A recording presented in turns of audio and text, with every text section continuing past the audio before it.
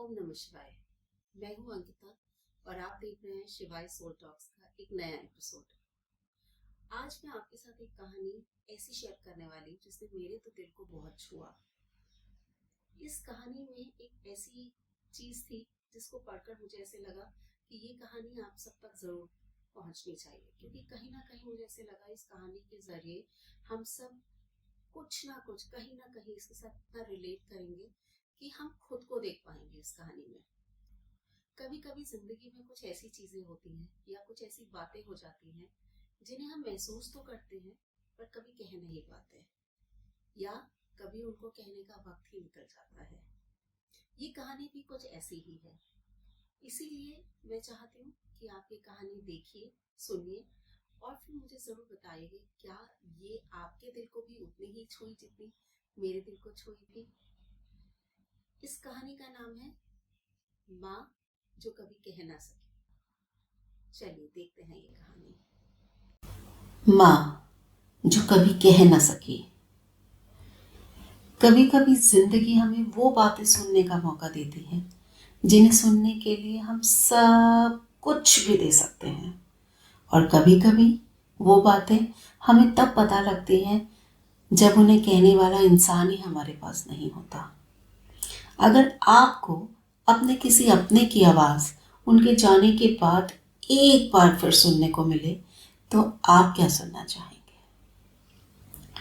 आज की कहानी है आरोही की। आरोही एक 42 साल की लड़की जो पिछले 6 महीनों से अपनी माँ के बिना जीना सीखने की कोशिश कर रही है। माँ के जाने के बाद जिंदगी रुकी तो नहीं, लेकिन चलना मुश्किल जरूर हो गया था। उस दिन संडे था। आरोही ने डिसाइड किया कि अब वक्त आ गया है माँ की अलमारी और उनकी कुछ पुरानी चीज़ों को संभालने का। हर चीज़ में माँ बसी हुई थी। उनकी पसंद की साड़ियाँ, उनके चश्मे, उनकी डायरी और वो छोटा सा पाउच जिसमें वो हर ज़रूरी चीज़ संभाल कर रखा करती थी। आरोही हल्की सी मुस्कुराई। माँ भी ना कुछ भी फेंकती नहीं थी। तभी उसकी नज़र एक पुराने फ़ोन पर पड़ी। वही फ़ोन जो माँ ने कुछ साल पहले यूज़ करना बंद कर दिया था। आरोही ने उसे हाथ में उठाया। दिल में एक अजीब सी कसक उठी। उसने फ़ोन ऑन किया, मगर बैटरी ख़त्म हो चुकी थी, तो उसने चार्जर लगाया। जब फ़ोन ऑन हो गया, आरोही ने धीरे से फ़ोन अनलॉक करने की कोशिश की। पासवर्ड, माँ का बर्थडे ट्राई करती हूँ। बर्थडे डाला और फ़ोन अनलॉक हो गया। उसका दिल जोरों से धड़कने लगा। गैलरी में कुछ पुरानी फोटोज थी, फैमिली फंक्शंस की, सेल्फीज जो माँ ने कभी गलती से खींच ली थी, और कुछ ऐसी सेल्फीज जो माँ ने बहुत शौक से खींची थी। उनकी किचन की बनी हुई रेसिपीज की फोटोज, उनके बेसन के लड्डू की रेसिपी की फ़ोटो। आरोही के चेहरे पे एक हल्की सी मुस्कान आ गई। फिर उसकी नज़र एक वॉइस रिकॉर्डर पे पड़ी। उसने बिना सोचे उसे ओपन किया। बहुत सारी रिकॉर्डिंग्स थी, किराना लिस्ट, डॉक्टर अपॉइंटमेंट, बहुत सारी रेसिपीज। आरोही हल्की सी हंस पड़ी। टिपिकल माँ। लेकिन फिर एक फोल्डर ने उसका ध्यान खींच लिया। उस फोल्डर का नाम था फॉर आरोही संडे। उसके हाथ ठंडे पड़ गए। उसने पहली रिकॉर्डिंग ऑन करी। कुछ सेकंड तक तो सिर्फ खामोशी थी, और फिर, मुझे नहीं पता तुम ये वॉइस नोट्स कब सुनोगी आरोही, लेकिन अगर तुम ये सुन रही हो तो शायद मैं तुम्हारे साथ नहीं हूँ, मैं तुम्हारे सामने नहीं हूँ। आरोही की आंखें आंसुओं से भर आई।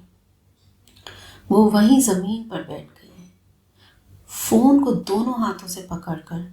माँ की आवाज़ बिल्कुल वैसी ही थी जैसे वो अभी किचन से आवाज़ लगा देगी, आरोही चाय ठंडी हो रही है बेटा।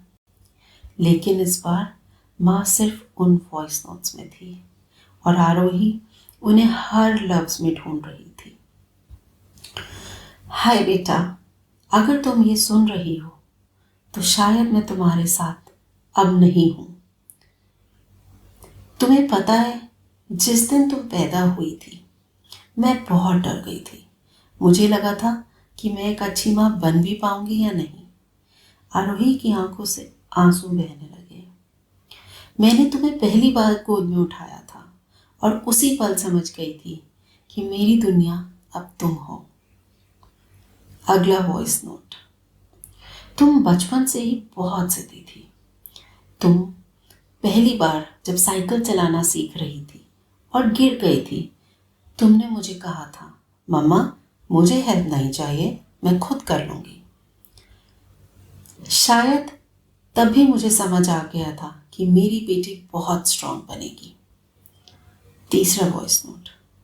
आरोही, मुझे पता है कि हम दोनों के बीच में बहुत आर्ग्यूमेंट्स होते थे।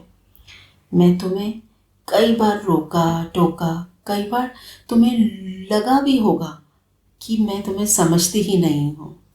कभी कभी तुम मुझसे नाराज भी हुई। लेकिन बेटा, हर बार जब मैंने तुम्हें रोका, उसके पीछे सिर्फ एक डर था, तुम्हें खो देने का डर। आरोही को याद आया कितनी बार उसने माँ से कहा भी था, आप मुझे समझती ही नहीं हो, और हर बार माँ चुप हो जाती थी। आज इतने सालों के बाद उस खामोशी का मतलब समझ आ रहा है। अगला वॉइस नोट। एक बात जो शायद मैंने तुम्हें कभी नहीं बताई, मुझे तुम पर हमेशा से गर्व था। चाहे तुमने जो भी डिसीजंस लिए, मैं अंदर ही अंदर तुम्हारी हिम्मत की बहुत तारीफ करती थी। बस शायद तुम्हें कभी बता नहीं पाई। आरोही ने फोन अपने सीने से लगा लिया। कितनी अजीब बात है ना, हम पूरी जिंदगी कुछ शब्दों का इंतजार करते रहते हैं और कभी कभी वो शब्द हमें बहुत देर से मिलते हैं, जब वो कहने वाला इंसान ही हमारे साथ नहीं होता। खैर, अगला वॉइस नोट। बेटा, जिंदगी में परफेक्ट इंसान ढूंढने की कोशिश मत करना। ना परफेक्ट दोस्त होता है, ना परफेक्ट पार्टनर, और ना ही परफेक्ट पेरेंट्स। हम सब बस कोशिश ही तो कर रहे हैं। कभी गलत भी हो जाते हैं, कभी सही। लेकिन अगर किसी के दिल में आपके लिए ज़रा सा भी प्यार है तो उसकी छोटी छोटी गलतियों को माफ़ कर देना बेटा। आखिरी वॉइस नोट में माँ की आवाज़ बहुत नरम थी। आरोही, जिंदगी बहुत छोटी है। कभी भी किसी से प्यार जताने के लिए परफेक्ट वक्त का इंतज़ार मत करना। आई लव यू बोलने के लिए किसी स्पेशल ओकेजन की ज़रूरत नहीं होती बेटा। जो लोग तुम्हारे लिए इम्पोर्टेंट हैं उन्हें ये आज ही बता देना, क्योंकि हम कभी नहीं जानते कि कल क्या होने वाला है। आरोही अब खुल कर रो रही थी। उसने आंखें बंद कर ली। काश काश वो एक बार माँ से कह पाती, मम्मा आई लव यू। उसने आखिरी वॉइस नोट प्ले किया। कुछ पलों तक सिर्फ सुनाई दे रही थी तो माँ की सांसें। फिर माँ बोली, और अगर कभी तुम माँ बनो तो एक बात हमेशा याद रखना, बच्चों को परफेक्ट पेरेंट्स नहीं चाहिए होते। उन्हें बस ऐसे पेरेंट्स चाहिए होते हैं जो उन्हें समझे और प्यार करें, प्यार करने की कोशिश करें और समझने की कोशिश भी करें। समझी बेटा? लंबी खामोशी।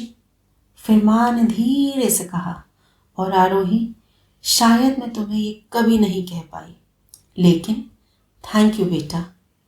थैंक यू मेरी बेटी होने के लिए। तुम मेरी जिंदगी की सबसे खूबसूरत चीज थी और हो। आई लव यू बेटा। वॉइस नोट खत्म हो गया। कमरे में अब गहरी खामोशी थी, लेकिन आरोही के अंदर जैसे सब कुछ बदल गया था। उस रात उसने 3 नए वॉइस नोट्स रिकॉर्ड किए। पहला, अपने पापा के लिए। पापा, बस ये कहना था कि मैं आपसे बहुत प्यार करती हूँ। दूसरा, अपनी बहन के लिए। हमें छोटी छोटी बातों को इतना बड़ा नहीं बनाना चाहिए। I miss you. और तीसरा, अपनी बेटी के लिए। मैं परफेक्ट माँ नहीं हूँ, लेकिन मैं तुमसे बहुत प्यार करती हूँ बेटा। उसने सेंड का बटन दबा दिया और बहुत दिनों बाद उसे सुकून मिला, उसके दिल को सुकून मिला। कभी कभी ना जिंदगी हमें दूसरा मौका नहीं देती, इसलिए जिनसे आप प्यार करते हैं उन्हें आज ही बता दीजिए, उनके लिए वक्त निकालिए, उन्हें गले से लगा लीजिए और कह दीजिए आई लव यू। क्योंकि कभी कभी आई लव यू बोलने के लिए हमें किसी वॉइस नोट का इंतज़ार नहीं करना, हमें सिर्फ अपनों को याद करना है। अपना बहुत ख्याल रखिए। ये कहानी सुनने के बाद ना मुझे एक ख्याल आता है कि हम ना हमेशा ये मान के चलते हैं कि हमारे पास बहुत वक्त है। हर चीज के लिए बोल देते हैं कल कर लेंगे। किसी से बात करनी है तो कह देते हैं कल करेंगे।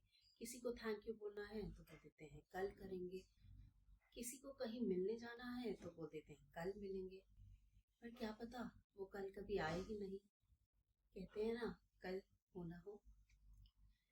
इस कहानी में मुझे सबसे खूबसूरत बात लगी कि हमेशा प्यार जताने के लिए ना भारी शब्दों की जरूरत नहीं होती। प्यार हम किसी की आवाज सुनकर भी जताया जा सकता है। किसी की एक वो आवाज किसी के लिए प्यार का काम करती है। किसी के लिए की हुई दुआ प्यार का काम करती है। और कभी हमें ऐसा महसूस होता है ना कि हमने बहुत बहुत बहुत ज्यादा किसी का इंतजार किया है। उस इंतजार में भी प्यार है। किसी के लिए की गई कोई भी छोटी सी बात हमको इस उस एहसास को दिला जाती है याद कि शायद उन्होंने हमारे लिए किया क्योंकि वो हमसे प्यार करते थे। तो इसी तरह प्यार जताया नहीं जाता। प्यार बस बोल के या महसूस करा के किया जा सकता है। ये बहुत खूबसूरत बात है। मुझे इस चीज का एहसास तब हुआ जब मैंने ये कहानी सुनी। चलिए मैं आपसे एक सवाल पूछती हूँ। अगर मैं आज आपको कहूँ किसी एक इंसान को फोन कीजिए और उससे एक अपने मन की बात कह दीजिए, तो आप क्या कहेंगे और किससे कहेंगे? कमेंट्स करके जरूर बताइएगा। और अगर आपके पास भी कोई एक ऐसी कहानी है जो आप हम तक पहुंचाना चाहते हैं या हमसे शेयर करना चाहते हैं यहाँ आके, तो जरूर मुझे मैसेज या ईमेल कीजिएगा। मिलते हैं एक और ऐसी कहानी के साथ। हर हर महादेव।